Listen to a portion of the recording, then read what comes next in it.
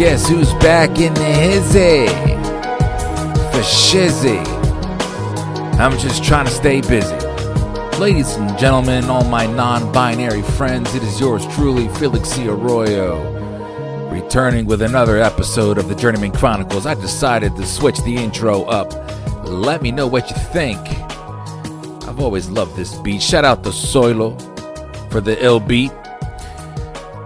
Listen, guys, I had a great vacation, came back, hit you with an episode of energy, but now we're back with another interview.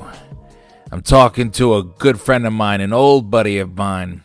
His name is Nick Eakin, and him and I went to college together up in Edinburgh University, a little bit below Erie. It's been 20 years since him and I talked, but I've been keeping in touch with Nick through social media. Thank God for social media nowadays. Through the years, I've been watching Nick, and Nick's been doing his own thing on YouTube. He's got a show called Off the Radar. He's talking to MCs and rappers. He's talking to professional wrestlers. He's got a rental business. He used to do some mobile DJing. He also talks about how he met his wife. Listen, talking to Nick has always been fun for me because the guy's hilarious. He's funny. And so there's definitely a lot of laughs. I'm not going to apologize for that because as much as we can get serious in the Journeyman Chronicles, we can get funny too. You know what I mean? So if you've got yourself a beverage, you know the routine, you know the drill, crack it open. If you're driving, sorry for your luck. Maybe you can pull over. Maybe you can, go to a friend's house and quickly just drink one while you listen to the Journeyman Chronicles. I'm sure your friend won't mind you crashing on the couch. But anyway, this interview starts off great. We're doing it through Zoom. But all of a sudden, I lose Nick. Can you hear me? The signal's just gone. Hello. And this is where episode 6 begins. There you are. Guess who's back? Hey, what happened there? Did I lose you? Was that me? I didn't move. That's all I know. But technology's weird. All right. Well, if you need someone to take accountability, I'll take accountability. No. I will always take accountability because this is my third time ever using Zoom and second for this podcast. So there goes that. So I'm not sure if you had a chance to listen to the podcast, but pretty much what I'm doing is I'm interviewing anybody that I know or that I don't know that's doing what they love doing, and I'm curious as to how they got to where they're at. I want to know the journey, so to speak, which is the name, the Journeyman Chronicles. I saw your live video where you're drinking yurt. Yulert, yeah. Yurt, excuse me. Yeah. I was surprised that many people remember that because I thought that was a throwaway, but apparently that one stuck. I'm truly trying to get, and no pun intended, but I'm truly trying to get their sponsorship. I'm going all out. I'm hashtagging them and everything. Just because it happened phenomenal. to be the one thing I was drinking at that time. That would be incredible if that's the first thing you were drinking and you actually pulled that off. I fuck it, why not, right? I mean, I'm drinking one right now. I got fruit punch, and then I got literally another one in the chamber. I'm ready to roll. Damn straight. So you got my wine. I've got my Yeti of water. I'm drinking? ready to go. I saw you got wine. What kind of wine? Okay, so it is a Moscato Riesling combination. See, Riesling does something to me. Right. Something to me. The first. I can drink several, but then after that, I could be in trouble. I don't know what it is. I think I think it was the first podcast that I did, the first episode. My wife kept filling my glass up with white wine, and I just kept drinking it, and it was good. And the next day I had a pounding headache. And I'm like, babe, what was that? She was like, oh, it was Riesling. I said, fuck, I hardly drink that one. So I don't know what it is, but it gives me a headache. But I love it. Oh, man. There's the best of both worlds. No, yeah, you love it at the time. The next day. Yeah. And I had a headache. So indirectly, it's your wife's fault, then. Yeah. Well, we'll just blame her, but we're not going to tell her until she listens to this. And if I'm smart, I'll edit this part out of the podcast. Yeah. Yeah. I'm usually in a very I'm strong-minded when I'm editing, so I'm probably going to remember this, and maybe I'll feel lucky and just say, we'll see what she says. Right. So, or you can say you just need it because of Yurt. You're truly. Honey, this is how we get the endorsements. Yeah. Yeah, I got a headache, so let me throw Advil in there. Ah, twofer. Right. Right. So, okay, I thought of you when I started doing this because I've been watching you for a while. I remember when you were doing, you were doing your DJing, and you told me today it was mobile DJing. Am I correct? Is that what that was? Yeah, I did a little work at radio stations, even 88.9 The Edge, you may recall, from Edinburgh. There you But go. for years, it was a mobile DJ, weddings, bars, and clubs. Now, I was thinking about this today because, and we're going to get into this later. One of the things I'm excited about is that I remember we would talk a lot about music, and you're a huge hip hop head like me. If anything, I think you know a lot more than I do. And I know when it comes to music, I've been learning now when I host parties, and I'm better at this now, that you have to play music that the people that are there want to hear. And I used to be the type of person that I'd play what I want to play. And when you're at my house, you're going to listen to what I want to play. Do you, when you play, are you, obviously you're catering to the masses, but do you tend to kind of like, hey, I want to play something for you guys, or are you playing what's popular right now? So you try to mix it in, you try to read the crowd. My first time as a mobile DJ, I thought I'd be cute. So I had a packed dance floor. We're listening to 50 Cent in the club. So I'm trying to throw in some songs that I like. And there was a song called What About My Ching Ching Ching with Nelly Furtado and Timberland. Yeah. I guess it wasn't a real good dance song at the time, but I thought it was cool. So I tried to mix it in. Yeah. And people are like booing and hissing at me, and they'll leave the dance like, oh my God, I'm sorry. I think it's a great song. So I had to realize, like, okay, match up the dance beats, read the crowd better. It's not about you. And then that kind of scarred me. And I knew okay, that guy seems like he likes this or that. This guy might appreciate some underground hip hop.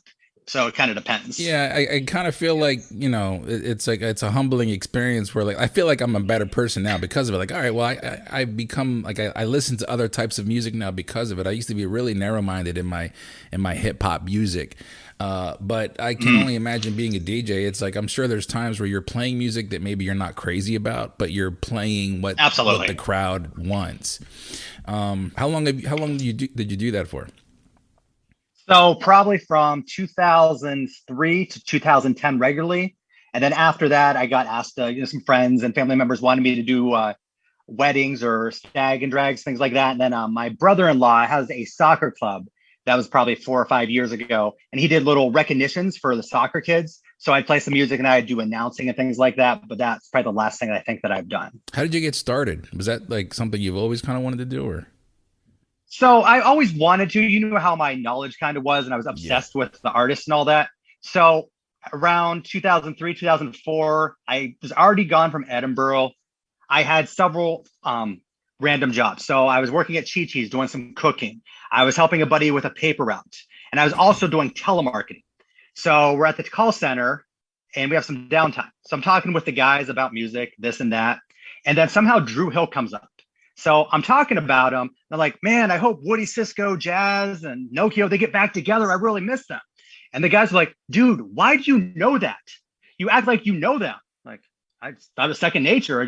I followed them so much, they almost seemed like friends. So there was a lady who overheard that. And she was like, that's actually very impressive. She's like, I want to tell you something. My boyfriend has a mobile DJ company. Are you available for some type of tryout or an interview? I said, absolutely. So I met with him. We met at a very professional place. At Taco Bell, and he gave me the job. You are well versed and knowledgeable with the who's who. I mean, I remember when I met you, you knew rap artists that I knew, and then you were even going back when we were too young to be listening to rap, and you knew the who's who. Where, like, you're from Erie? You're born in Erie?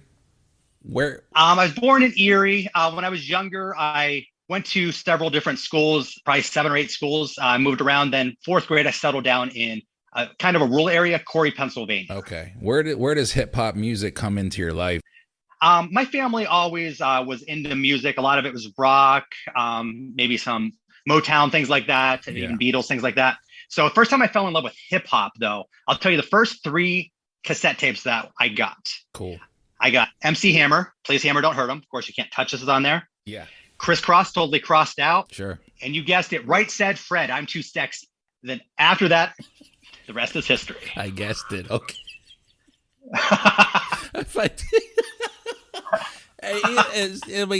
Have you heard Drake's new album that's sampled on there?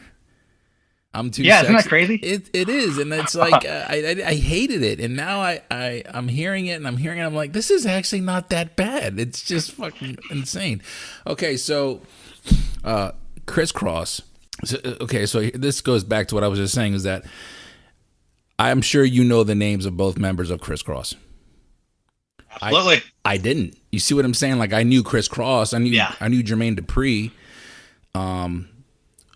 I kind of like compare it to people that collect baseball cards. They know the players. They know the stats. They know. Is that how you are with music in general, or was it just hip hop? That's how I became, especially when I got into DJing. I tried to verse myself in being the total package. So no matter who comes to my venue, I could find something for you, or I could kind of read you, okay, maybe this guy's gonna like Bruce Springsteen, or, you can't touch this or whatever. But I just, at a young age, I became obsessed with it. And honestly, it sounds weird, but MC Hammer, Crisscross, maybe not Right Said Fred, but a lot of those artists, I followed them so much. It was almost like it was a friend or a family member. I knew so much about them. So it just, it was just second nature. Like the people when I was at the call center, like, why do you know Drew Hill's from Baltimore? Why do you know all four members? Like, and the internet wasn't that big then. I had Vibe magazine. I was always reading up on it. The people that I was interested in. I wish hip hop or music was a degree that could make me a lot of money. I would have been a valedictorian. Oh no, I believe you, because there was so much you knew. You knew people's names. You knew where they were from. I remember, we were talking about MC8 and his beef that he was having with DJ Quick. And it was like you went in and were like, yeah, but do you remember? I forget how it was. You said something along the lines of, yeah, but they were also beefing about this and that. And I'm like, they're all the way in fucking Cali. How the hell? How do you know this shit? But yeah, you're right. The internet wasn't really what it was at the time, and we had magazines. So I'm assuming you mentioned Vibe, but I'm assuming Source was a part of that as well. Yeah. Okay. Yes. Double XL. Double XL was at that time. Yeah. Double XL, probably not so much. I don't think I had that. I'm sure I read a little bit here and there, but I didn't have the subscription. Gotcha. And then, of course, I would every Friday. A lot of times there'd be a high school or grade or middle school dance. After that, I would go watch UMTV Raps. I think it started at midnight. Watch or midnight to 2. So you get to see people you weren't exposed to, maybe like an MC8 and a DJ Quick. Yeah, and I remember watching. I didn't watch MTV Raps that much, but I do remember it. But I was more a Rap City on BET. With Tigger. That was excellent too. The Basement, The Basement, yeah. And I remember that was pretty much where I was able to kind of like discover like, oh, this is the music. I fell in love with hip hop when I went to summer camp 3 years in a row, and that was when I first was introduced to it. And so it was like I couldn't Google what I heard, and I couldn't look it up on Spotify. It was like I don't know where I'm gonna find this again. And then Rap City, and then it was it was Millerville University that was playing music on the radio station. They gave like, I don't know, some cats like an hour and a half to 2 hours of free time to play just pure hip hop. I feel like at that time, I don't know, maybe I don't know if you agree, but I felt like you were forced to appreciate it more because of the amount of work you had to do to look it up and find it if you really wanted it. Right now it's so accessible. I don't know if people can appreciate the music and the culture as well. That's actually an excellent point. And I took pride in it. So literally I would be in 8th grade. I'm not lying. I heard Onyx Slam before it blew up. I got the cassette single. I took it to a dance, and the DJ said, I'll play it, but I better not have any foul language. Played it. Everybody loved it. We're dancing. And a couple weeks later, the thing goes huge. And I'm like, wow, come on. Did I not tell you this is a great song? So I took pride in that. People would come to me like, hey, I got a track meet this weekend or whatever. What's a good CD I'm going to buy? I'm going to go to the mall or something. Oh, so you were pretty much getting people hip to what was popping before it blew up. What gave you the inkling that it was just a vibe, the feeling you were getting from the music? I don't know. I don't know. I just kind of had an ear for it. I think it's a great song. And it a lot of times that would be out weeks or months before it blows up. I could tell. How can you not hear that? I'm trying to think of, when you hear a beat, we talk about 50 Cent in the club. just as soon as you hear that beat, at least to me, I hear that, okay, that's going to be huge. Yeah. You know, Get Low, things like that. So a lot of times I'm just thinking this is going to be huge. Or there was a song called Hip Hop Ride by the Youngsters, who I've got to talk to a number of times on my platform, but they weren't real big. They're more BET or Rap City. They had a song called Hip Hop Ride, great dance song, but it wasn't on MTV. I brought it to a DJ. This is a great song. Why have I never heard it before? As soon as I hear the song, the beat, everybody's dancing to it. So I'm like, oh my God, it gave me such a rush just knowing that I was able to have a little bit of an impact. Yeah. By the time we met in Edinburgh, you were, I mean, I'm assuming you were, how do I say this? You were extremely well versed in hip hop. Did you, the year that I was there and then I left, how much deeper in the rabbit hole of hip hop did you go? Or do you feel like at that point in your life, you were exactly where you are now? I would say I probably just kept evolving. Of course, I kept the knowledge of the 90s, the 2000s and all that. I stopped probably being obsessed with it maybe right around when I stopped DJing, maybe 2010. As you get older, things just, they evolve. It doesn't mean Drake's not incredibly talented. I do like him, but a lot of the newer artists, I'm just not really into. Right. I feel like and I'm guilty of that. I know that when we, and we're going to get into this here, I think this is a perfect segue. When you mentioned the 90s and the 2000s, first of all, the 90s, obviously, right? That's like, everyone's always, the 90s, but it's such a great 95, 96. It really is. It really, I mean, there was just so much great music in hip hop that at the time, I didn't realize it was going to be what it is. And now when I look back, it was like my senior year in the high school, and then we graduate, and then I'll go to Edinburgh, and that's where we meet. And at that time, DMX came out with his debut album. DMX had 2 albums in the same year. It's Dark and Hell is Hot was already did what it needed to do. You had Nas's you're talking about it's your The World Is Yours with Lauryn Hill. Yeah, it was written. It was written. Yeah, I kept saying I Am, but that's another album of his. Yeah, it was written. That's 96. You have AT-Aliens from Outkast. That was 97. Oh, good. And then 98 comes. So I remember the first. Do you remember when we met the first time? Yes, I would like to hear your version of it, because I wonder if your version is the same as mine. I was thinking of that in my head. I know the exact day, time, and what brought us together. Okay, so the floor is yours. You were sitting out in the hallway on the floor because you were locked out of your room. I'm like, hey, what's going on? You're like, I'm locked out, and you were just kind of just like matter of fact about it. Like, you're just going to sit there and just, I don't know what you were waiting on, because you weren't doing anything about it. And I was like, well, you can go down there and get a spare key. And you were like, oh, really? But that's how we kind of started talking. And then your room is right next to mine. So, that fall, we would watch music videos a lot in our dorm rooms. And of course, that was when we watched the Rosa Parks video for Aquemini. And I remember being like, man, the AT-Aliens, that album to me is like, that's a Mecca album for me. Hard to top. That's the album that was like, I need to rap. Like, I'm going to rap. This is the album that made me want to rap. Beginning to end. And you're right. And it's easy. I can listen to that whole thing right now. We got excited for Aquemini. We get excited for Aquemini. We go to the mall in Erie. And I remember buying the CD, coming back. We sit down in your room. We play Aquemini. And we're devastated. So disappointed. Like, we're so disappointed. We're trying to convince ourselves it's good, but we just don't like it. So we love Outkast so much. We're like, I guess that's okay. Yeah, I think I was guilty of suggesting that every album needs to be an AT-Aliens album. I was like, every album that they do from this point on, it needs to be like AT. Now, obviously, I've grown now, and I love that album. That album is probably maybe in my top 5. It's my favorite. But I remember that was the first time I was ever like faced with the decision of like, I need to really force myself to listen to this and appreciate it for what it is. Because I used to just push it to the side if I didn't like what I was hearing. It was the first time I was forced to listen to the album and appreciate it for what it was. Now, that album is just... Is there any other album that you can think of where You heard it at first, didn't like it. I mean, we were disgusted with Aquemini at first. Is there any other album that you can compare that to?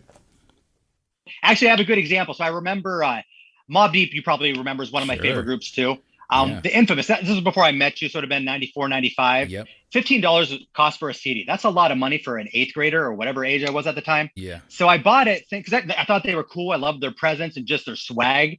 And I listened to it and like, because I really wasn't that familiar with that type of hardcore stuff. So I listened to it like, what is this? But I spent $15 on it. So I'd force myself when I'm walking home from school or going to a meet or something like that. I'm just going to listen to this because I spent all this money. And then eventually, maybe the second or third time, this is freaking incredible. Yeah. Let's talk about, you went to school at Edinburgh for broadcasting, right? Or yes. Something along those lines. I remember finding out what you were going to school for. I think like second semester of, it was like the first semester. I had no idea what you were doing there. And we spent so much time together too. It's just crazy. I think I finally asked you and you were like, oh, like broadcasting or something. I was like, what? We were listening to somebody on the radio and you were critiquing them or something. What was it about broadcasting that caught your eye that you wanted to go to school for that? Because you got the voice for it. Thank you, by the way. I like from music to sports. I mean, from wrestling to baseball, football, to just catching a story. I really like all those things. Unfortunately, I didn't make it. I didn't finish where I wanted to. I wanted to work at a news station right after college, but I didn't. But I just like that. And I always told myself I was going to. Sure. But and that's kind of one of the reasons why I started my YouTube channel, because I have that degree. I wanted to prove it to myself, and I wanted to do something a little different. And then, just kind of, also it's a nice hobby too. Well, let's talk about your YouTube channel. You got a show in there called Off the Radar, which Off the Radar. There it is right there. You've got an Off the Radar shirt. You got an Off the Radar framed picture in the back, which I see every time I watch these episodes. I am blown away. Me doing this podcast, one of the things that inspired me was watching you do this Off the Radar show, because you're talking to cats, and this takes me back to the comment I made about the 90s and 2000s era of music. You're talking to a lot of these MCs from that time. You're talking to, I got a list here I wrote down: Capadonna, Havoc, Large Professor, Pete Rock, Vinny from Naughty by Nature, Daz Dillinger, Jamal, Keith Murray, Doodlebug from Diggable Planets. You talked to Ro from ABC, which when I saw that, I forgot about ABC, and then Aisha, that song came right back into my head. And I looked it up on Shout out Spotify. to ABC. Not only that, but you're talking, and this is the interesting part, is you're not just talking about music, but you're also talking about wrestling. And that's one of the things that you and I would talk about a lot too when we met in Edinburgh, is you're a huge wrestling fan. And at that time, The Rock was big. Stone Cold Steve Austin was big. That was right before the Attitude Era, right before it kicked off in WWE. And you're talking to Marty Jannetty, Virgil, Buff Bagwell, Ice Train, Francine, the Queen of Extreme, Luke from the Bushwhackers. One of the things I wanted to know was, how are you getting a hold of these people? Are you hustling? Are you reaching out to any contact that you have and saying, hey, can you give me 5 minutes of your time? Okay, so when the pandemic started, a part of it is because a lot of people are locked at home. How can you better yourself? And if you notice some of my interviews, including Ro, I'm like, did you teach yourself anything? Did you expand your knowledge on something? Ro said, I can change oil. I can work on a car. So I kind of asked, what have you been doing during the pandemic? So I wanted to challenge myself. So I'm laying in bed, just having trouble sleeping or something. Maybe it's 2 or 3 in the morning. So I'm going on all these social media platforms. I'm reaching out to a lot of the people you mentioned, a lot of people that, that I just looked up to growing up. Sure. Getting turned down. One of them being Sunny. Sunny was kind enough, for her rep responded to me with, I said, hey, my name is Nick Eakin. I have a small business called Eakin Developments, which has nothing to do with interviewing people, by the way, but that's all I have going for me. Right. I own a small company called Eakin Developments. I was wondering if you'd be up for an interview. So Sunny responds with, LMAO, no, sweetie. Not Sunny. So thanks for, yes. So I'm just getting shot down. I don't know why people are even responding. Most people are ignoring me, but a couple of denials. Okay. So I don't know if you talked wrestling. The first one that I finally got my foot in the door, it was his name was Jim Powers. He was more of like maybe a lower card guy. Yeah. Such a nice gentleman. So I got a hold of him on Facebook. He responds, hey, Nick, no problem at all. Thanks for reaching out. Can you give me a call, whatever the day is? I want to do some screening. I want to talk to you. So I say the same thing. He's like, yeah, I have this small company. It's called Eakin Developments. It's about my real estate, my rentals and all that. Again, I have nothing else going for me, so I'm not lying. I'm just telling him. So he's like, right. Nick Eakin Developments. I remember you. You used to come around to WCW. I still have that saved, that recording. And I just, yeah. I'm just trying to get back into it, Jim. You remember me. Yeah, I appreciate it. I'm flattered you remember. I'm just trying to get back into it, getting back in the swing of things. They're like, yeah, we can definitely do an interview. So it kind of took one to just have something on my resume. And that, by the way, it wasn't good. It was my first one. He told great stories, but when I listened to it, I talk too much when I ask questions. Your first podcast, your first interview, you're going to improve. But thank you, Jim, because he remembered me from WCW when I apparently was in 10th grade or something. But that's how I started. And so then once you do something like that and you get your foot in the door, is it a matter of like, oh, well, Jim talked to you? Yeah, I'll talk to you. Yep.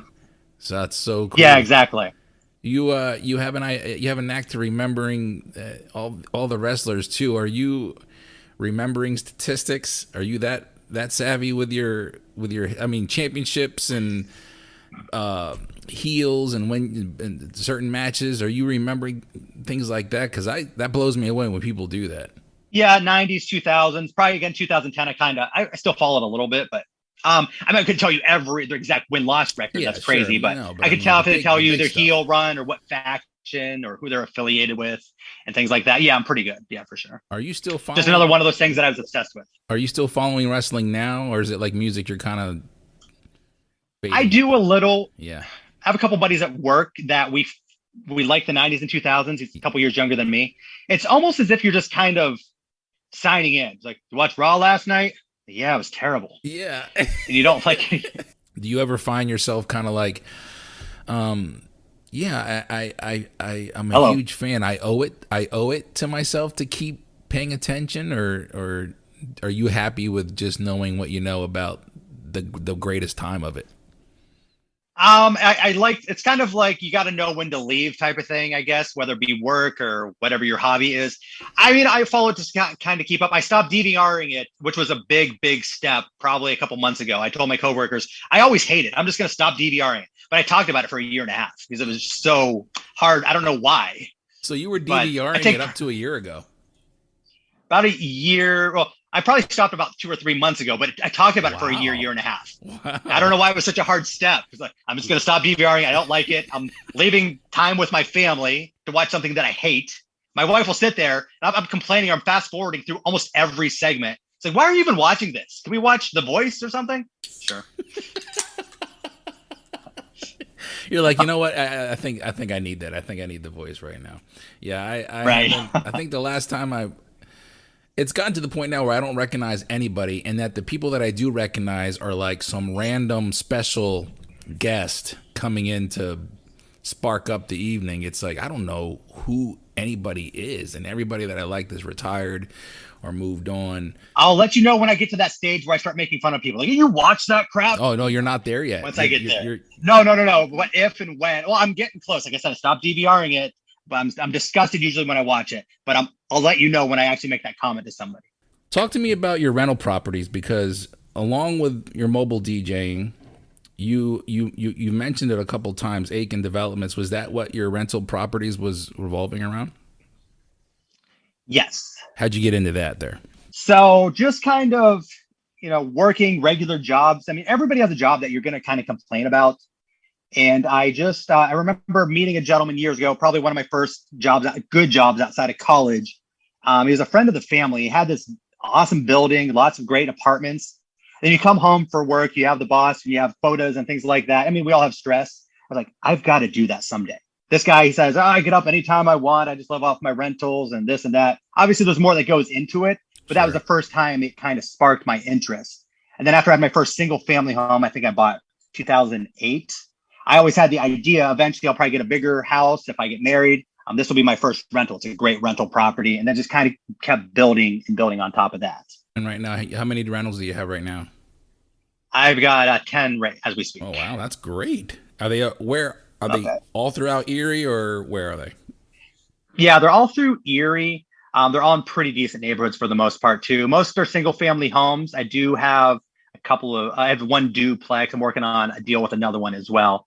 But I mean, that's usually where you attract the nice tenants, the good families. Sure. If you get some people are all about getting a bunch of doors and they're single, just one bedroom, tiny apartments. You get that single dude that's just gonna up and leave last minute.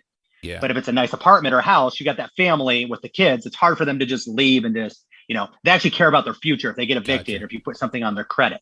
So this is I mean, that's something that you're actively looking for is a family. That's the game that, I don't want to say game. It is a hustle. Like that you are most likely going to have a more reliable income with somebody who has a family, who isn't just going to up and leave. Have you ever had that, somebody that just up and left? Yeah, absolutely.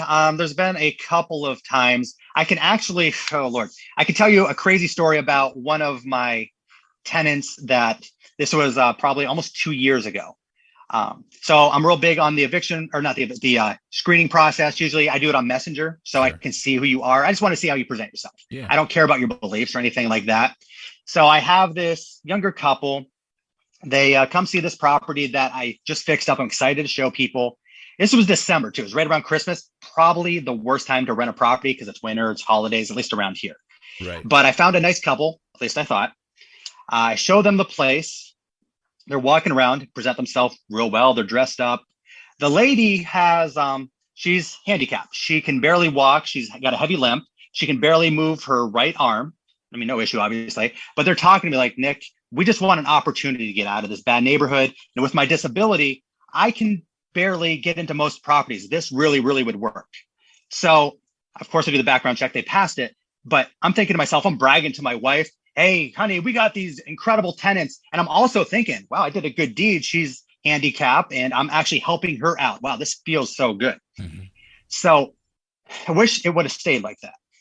Oh, So no. we sign the lease. I say I can't give you the keys until we have the first month and the security deposit. They wanted to do a check. So I have to wait for the check to clear, obviously, and things like that. Right. So I'm waiting for the check to clear. I'm going to do the lease. My wife, for whatever reason, when I was bragging about my great story, she says, I have a feeling. She thinks she's a bruja. She thinks she's a witch where she can predict things. Oh. She said, she doesn't even know these people. She's like, I have a bad feeling about these. You there, bud? Signing. So we go to the lease signing. Now all of a sudden they're being a little more combative because they know that. I'm sorry? I lost you there for a second. Can you hear me? I can hear you now. Yes. Go for it. Go for it. My bad. Do you know where we left off at?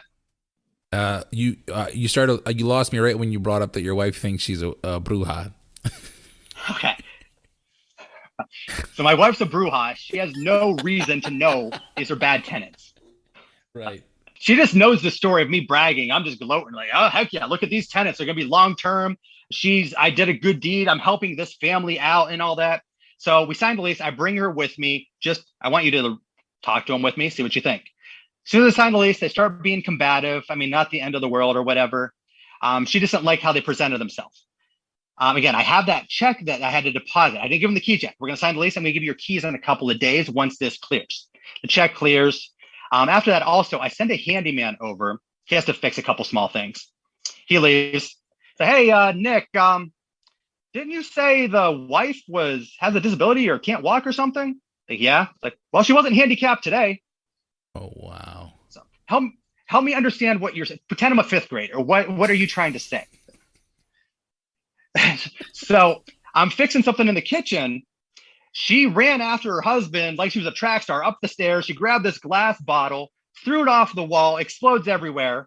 While he was there? So now, yeah, so they got into they got in some crazy fight. So she chased them. She's running. All of a sudden, she's not handicapped. She runs up the stairs. She throws. I'm sorry. Go ahead. No, I mean, maybe she did yoga that day. I don't know. But...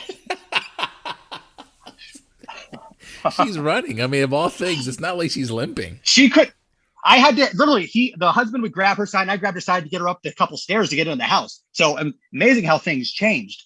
Right. So I pretty much know I made a mistake, but I'm trying to justify it. Everybody argues. Maybe there's a reason. Then I'm getting calls from OCY because they have young kids. Now I'm involved in this. Son of a bitch. Come on. I don't know. I signed a lease. This is what I heard from my handyman. They got into a fight, blah, blah, blah. So they have OCY on them. I'm sorry. What's OCY? It's a child care. Oh, so okay. if you're abusive with your kids in public or something, or a neighbor probably heard them fight or seeing them do something in public. Okay. So now I'm on the hook and I have to be honest or I can get in a lot of trouble. And obviously if they're damaging a child's future, you got to be as upfront as possible. Absolutely. Not a problem I want to deal with. So the next morning I wake up, go to my bank account. I'm negative, I think it was $2,000 first month and the security deposit, whatever it was. And it's their check. Bounced. So yeah, it already went through. Oh. And it cleared. And then I saw it was negative. So I call them. They swear up and down they know nothing. So I call my bank. I call their bank. What's going on? So again, everybody's playing stupid. This is my bank account. Can you please tell me what's going on? So they have to escalate it to a manager, their bank. So what the guy did is he claimed I met with them at a property. I stole a check out of their checkbook, fraudulently filled it out, signed it, put the money in there, deposited it into my bank. And their bank is just grilling me like I'm this criminal. And I'm thinking, oh, come on. Why is this happening to me? So we're going back and forth. We'll call you back. Let's do this. Let me research this. We're going to do an investigation. So then I call back. I had the guy's name and everything. Also, this is completely off topic, but they said Nicholas, or they said Eakin. They pronounced my last name perfectly. But the lady always said Nicholas. I don't know why I remember that. It's like, all right, Nicholas. Asshole, it's Nicholas. Why is it so hard? Nothing about the story, but just a little side note. Fair enough. So Nicholas calls back and I say, so you're not sure who's telling the truth here, right? Like, yeah, I mean, we don't have other signatures. We don't have your signature. You could just be forging a signature a different way. So what if I can produce a lease agreement that has 15 of his signatures? Does that prove that this is his check? Can you fax that to us within the hour? Absolutely. So fax it over. Finally got myself free and clear of that. Wow. So I called them, said, hey, skip your story. You screwed me out of this money. I don't know what you're trying to pull. Right. I already talked to my lawyer. I talked to the apartment association. You need to come up with X amount of dollars by the end of the day, or I'm doing exactly what my attorney says. So they come up with the money. Then I call them right back. Thank you for that payment. Okay, I need to know what day you can get out. You're paid through this day. Right. But I need to know when you're getting out. No, we paid. We're fine. No. That's a little bit of a lease violation. You said I fraudulently stole a check, filled it out. I mean, fraud on my record. That's kind of big. So then I just moved to eviction. So right after that, finally got him out, probably a couple of months. But that's one of my worst scenarios. But you live and you learn. Yeah. I should have brought the brouhaha with me, I guess. Was she telling you, I told you so? Was she? Hate to say I told you so, but yeah. It's that. So I guess most of my showings, I'm just going to take her to. So even if we do screw it up, like, well, you were there. Yeah, put it on her. Yeah, right. Dude, I'm all about just shifting accountability. I should say, I shouldn't say that because who knows what the future holds, but I find that very difficult to have to deal with people because my patience is like, I don't, and then of course you got to worry about legality. So you got a lawyer, your lawyer's got to do it because I'm sure you want to rip on my new asshole. That to me is just like, when you fuck with my money, you done did it. Your money, your family. Absolutely. Yeah. So definitely. It's a lot of learning, a lot of mistakes. Anybody that gets into it, you have to understand nothing's perfect. You have to learn from what you've done wrong. And I'm 8 years strong in the business and I'm still making mistakes, unfortunately. But the positive outweighs the negative by far. And you seem to be doing a good job at it. I mean, 8 years, I'm assuming that this is that you're living comfortable enough where you can manage the income that you're making and you're doing what you love doing. I mean, you've got a YouTube show, you're happily married, you've got this income coming with rental properties. I know for a fact where I'm at in my life wasn't how I planned it 20 years ago. But I'm happy where I'm at. Is that how you like? Are you happy with where you're at, or is this how you wanted it to be? Did it completely go another way and you fucking made it work? I'm very happy and grateful for what I have, but at the same time, I'm never satisfied. Sure. And I think that's how you have to better yourself. So I wish I had 20 units. I still have a full-time job, very grateful for. They've given me so much over the years. I wish I was able to work for myself, and I could, but we wanted to get to a certain level. Okay. So I'm not quite where I want to be, but I'm very happy. I have an incredible family, incredibly blessed. And you can't do something like this, a full-time job and a business like that, because it's so time-consuming if you don't have a good supporting cast. Right. Absolutely. So I'm joking around about my wife. No, I know that. Couldn't ask for a better support system with my stepdaughters. But for example, my one stepdaughter, Mariana, she designed the logo and everything. She actually named the business. So it's kind of cool, things like that. They're involved in all that. Your wife's name is Miriam? Miriam, yes. Where did you and Miriam meet? Because all the pictures I see, you guys look lovely together, and I can tell by your humor that you are happy. When you mention Bruja, I don't really feel like you're being disparaging or disrespectful at all. I remember your humor before, so it seems to me like you've got a great marriage. Where did you guys meet? So thank you. You have a beautiful family as well. Thank you. By the way. So I was a mobile DJ. This would have been probably closer towards the end of my run as a DJ. I didn't really want to be in bars past my 30s anyways. So I was probably around 28, 29. So I'm at a hip hop, pretty much only type of bar. And she's never really been there before, but she was friends with a couple of gentlemen that were regulars there. Okay. So she would sometimes meet up and they would go somewhere else. But for whatever reason, her friend said, no, you're coming here. Just have one drink. Just have one drink. He basically begged her to come in. That's just her friend. Now, as soon as she walked in, basically it's, when you see that special someone or somebody that just touches your eye, just like, oh, okay. What do we have here? Yeah. So she comes in, but she was always with this guy. She was always dancing with him, this, that. But the first time we actually communicated, so I'm DJing, it's a packed dance floor, loud music, this, that. She's coming up to me. And it's hard to get requests in and kind of balance everything. So you only have a couple seconds. So she's coming up to me and she's like, "Can you play Maria Kali?" Huh? And her lovely accent, by the way, beautiful accent. Adorable. Where's she from? What accent does she have? She's from Yucatan, Mexico. Oh, okay. Mexico. Yes. So she's like, I need you to play Maria Kali. Beg your pardon?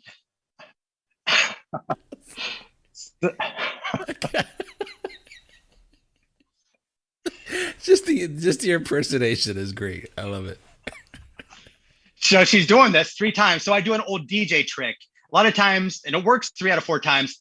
I have no idea what they're saying, or it's a terrible request. Like, yeah, I'll get it in. Right. She leaves. Half hour goes by. She keeps coming up, and I'm like, I've got a packed dance floor. I've got to worry about mixing the next song. So she keeps. I need you to play Maria Kali. Look, lady. I'm not trying to be rude. I have no idea what you're saying. I'm going to get a piece of paper out and a pen. Write down what you are trying to say. Maria Carey was Mariah Carey.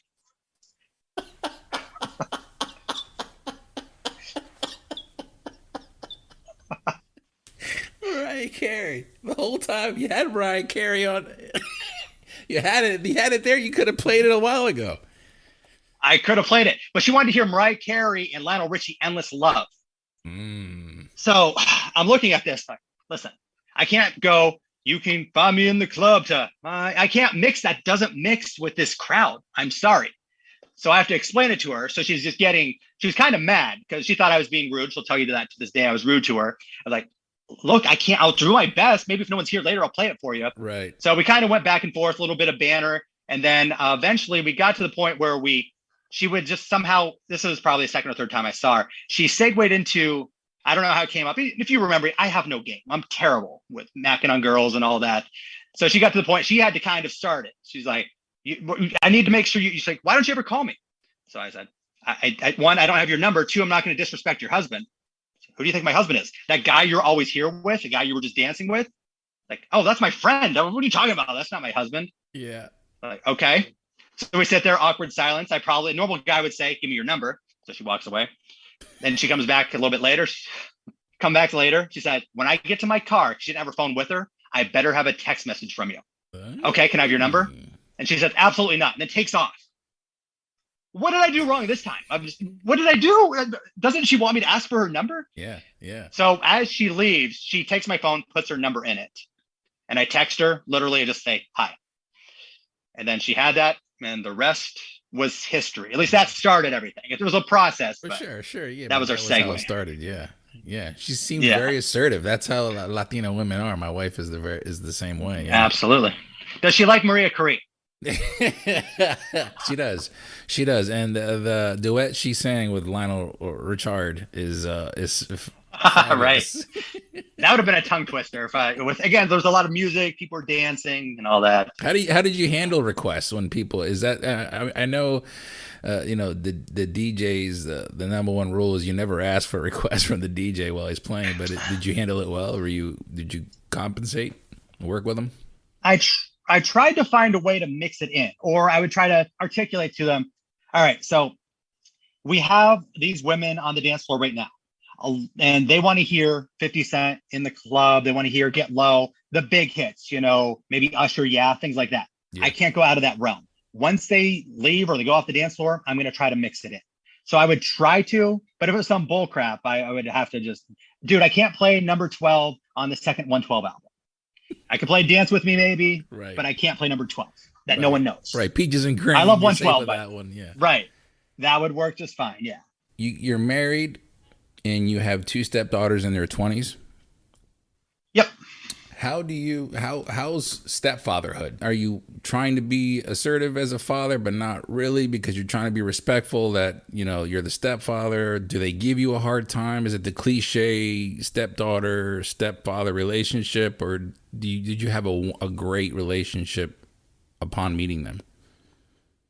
I think it's great. A lot of it has to start with my wife. Just kind of, she brought me around at the wrong time because she was married previously. The father is still active in their life, and actually I have a great relationship with them. Oh, sweet. So I don't want to step on his feet, and Sure. He never did anything wrong to me for me to be like that. But never really disciplining every once in a while. Every so often, I might step in if they have an issue with the mom, or I might give a little advice here and there. But I would definitely say it's a great relationship. I don't think we've really had any type of argument, myself and my stepdaughters. So I mean, I don't want to say there was never been a disagreement or a conflict of interest, but nothing where we've really raised our voice or anything like that. But yeah, just more so I'm always here to help if they need advice for this, for that. But the big things, 99% of the time, my wife would handle. But I'm always there to kind of just be the supporting character, the supporting act to help out here and there, or after the ramifications after they get lectured, if that were the case or something. Okay, this is why this happened or that happened. Right. And this was probably more so when they were younger and teenagers. Right, you were kind of like the closer. You kind of came in and kind of like exactly. All I had to do was throw a couple of pitches. I think it's pretty cool that the father is still in their life and you're respecting that. And it doesn't surprise me because I've always remembered you to be a class act kind of guy. Even as a stepfather, I'm sure you understand the ramifications that a man has impacting on their daughters, be it father or stepfather. So just that alone, I'm sure that they can appreciate and respect as well, because you're not putting them in a position where they have to be it's either me or it's your dad, or you obviously seem to be respecting that line very well. That's awesome. Right. Thank you. One thing I do want to add on. So I'm not at all saying I'm perfect. I'm still evolving from being a husband, a stepfather, businessman. So I brought up how my one stepdaughter, Mariana, she helped make my logo for Eakin Developments for my real estate business. Okay. And then also my other stepdaughter, she wrote a paper on me last year, kind of like a career, like somebody that kind of influenced her or she looked up to. So sometimes people will ask me, what are your biggest accomplishments? What are your favorite things? Is it this? Is it that? Is it a work trip or whatnot? I would say the fact that my stepdaughter helped design my logo, and the fact that my other stepdaughter, Natalia, she wrote a page just talking about, my full-time job, my real estate business, and just the fact that it affected her enough where she wrote that paper.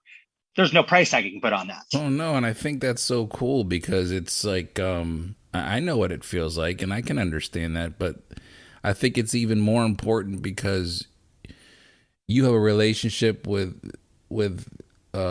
children, and you gotta, I don't want to say work hard or work harder, but you do have to pay attention to the details a little bit more in a different way, because you're acknowledging that you are in their life as a stepfather, and you're trying not to be disrespectful, like I mentioned. So you're doing all these things, and it's obviously working when they see that, and they can say you inspire them. You're inspiring. Right. So it's like what you're doing is working. I think a lot of times, like my wife, she's a stepmother to my first two children, and they love my wife. They love her to death.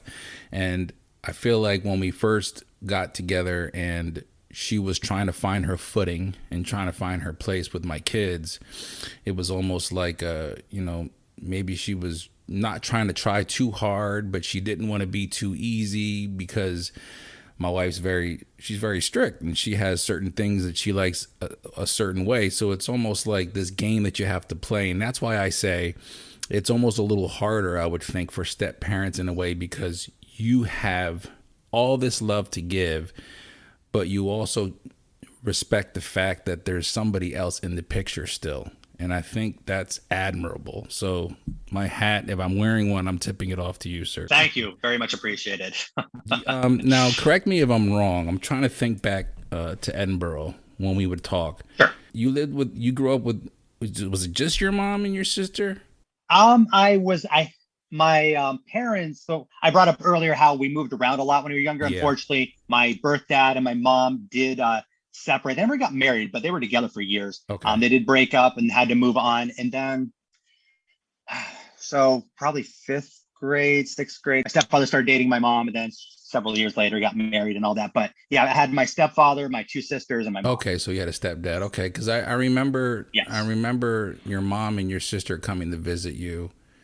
And I was just wondering, when I look at where you are now in your life as a stepfather to 2 young women, you have a sister. 2 sisters. Oh, but so you have 2 sisters. Well, I have 2 sisters. Yep. So, I feel like that helps. I think that helps men when they have sisters in their lives, and then they have daughters. It helps kind of like prepare you for, I remember when my daughter was born and she was emotional. My firstborn, emotional at 2-3 years old. I'm like, and now she's 19 and she gets emotional, and I can handle it. I don't know if I'd be able to understand the emotion and the complexity of a woman. And I mean that in a respectful manner, because sometimes you see a lot of guys who don't have any experience fathering daughters or having sisters in their lives. They're rough. They're not in touch, dare I say, with their feminine side. I think that's such a, I think if my 19-year-old heard me say that right now, she would tell me that they don't say that anymore, Dad, but. Dad, what the hell are you saying? Yeah, right. Well, what do you mean? What is that supposed to mean, Dad? But I feel like, I grew up with all my aunts. I have 5 aunts. I have 3 uncles, but my aunts were involved in my life. I have 2 sisters. And now I have 3 daughters and 1 son. So I feel like I was put into place to handle and love and nurture the young woman. And I can see that in you. I think that's pretty fucking cool. I just want to say that's actually, I never thought of it that way. That's an excellent point. I had 2 sisters younger.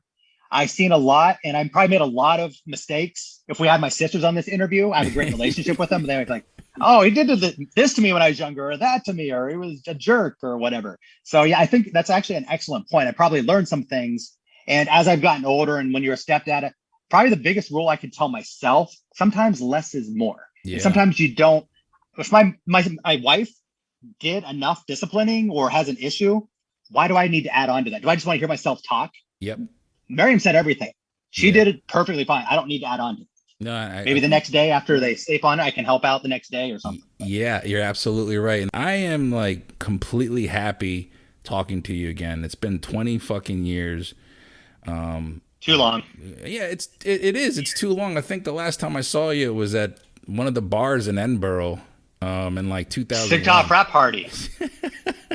I think we tried going to a party once, and we were in the basement of babies and dogs were sleeping, and we woke them up.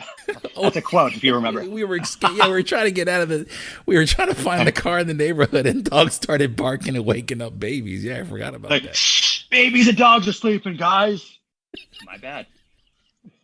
I forgot. I don't know why I remember that, but I definitely do. Let me, for the listener that's listening and has no idea what we're talking about, Nick and I, and this is 98. I'll say it, man. Yeah, it was 98, maybe 99. Who knows? But we were, Nick and I didn't go drinking. I think I didn't do anything. I look back now and I'm like, God, I wish I would have at least taken a little bit more opportunity at the time I had there and had some fun. I had a girlfriend that stayed back home, and I was such a fucking lame ass dude. I didn't do anything. I didn't, I wish I would have, I hate to say it, but I wish I would have just broke up with the girl that I had back at home so I can go to college and not, and at least do something. But I bring that up because we stayed in the dorms a lot when everybody would go out.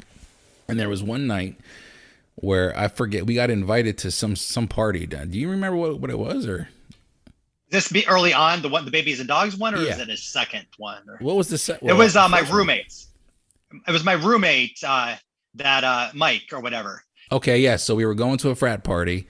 I remember going into a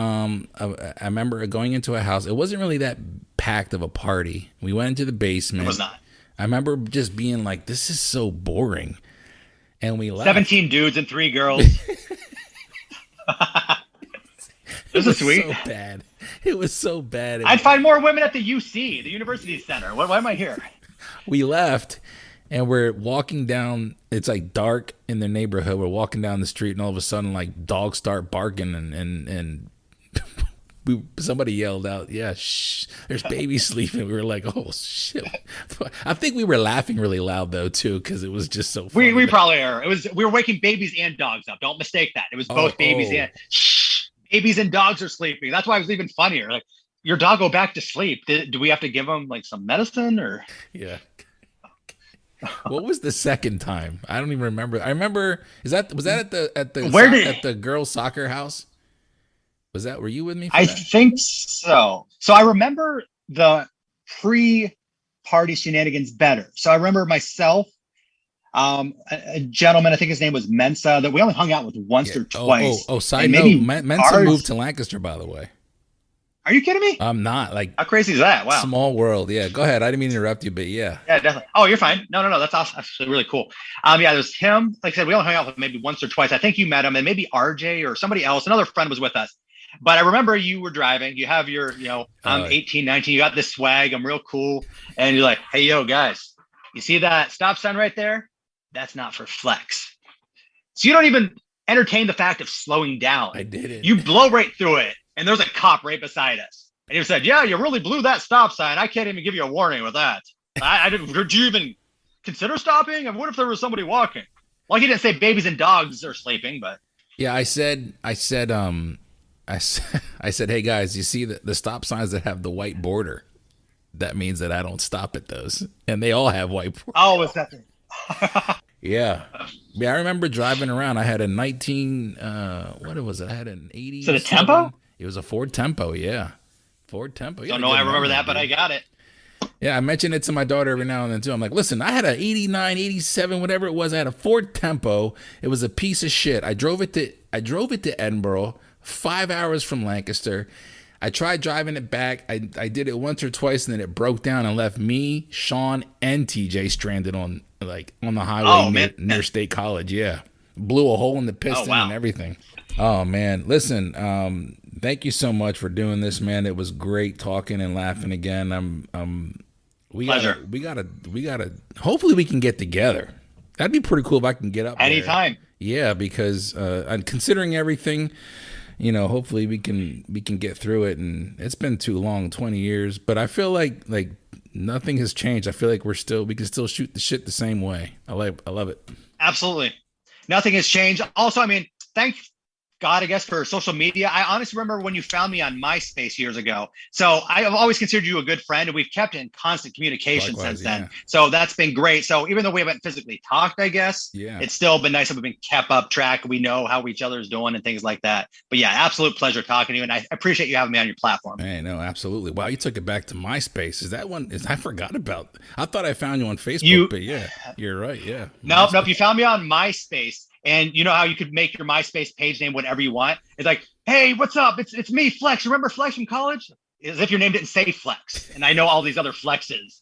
Like, yes, Flex, I remember. What's up, man? Thanks for finding me here or whatever. Hey, man, I don't want to keep you up any longer. I know it's been about an hour and a half, but I appreciate it. Thank you so much for joining me. Thank you. Very, very appreciated. Great job. Great questions. You're doing awesome. Keep it up. I appreciate it. Thank you very much. I'm learning from the best. You're a professional, and I appreciate your kindness. All right, man, take it easy. You as well. Nick's a cool cat. I like Nick. I've always liked Nick. Nick, thank you for joining me on the Journeyman Chronicles. I appreciate you. Good luck on your show. Everybody, please take some time to check it out. It's called Off the Radar. Look it up on YouTube. Like I said, he's talking the rappers. He's talking the professional wrestlers. He's just a great all-around guy, funny guy. I hope you guys enjoyed today's episode. I hope you got a good laugh. Maybe you needed it. There's nothing wrong with laughing. It's the best medicine, as they say. And as I say, maintain focus and stay continuous through all 4 seasons.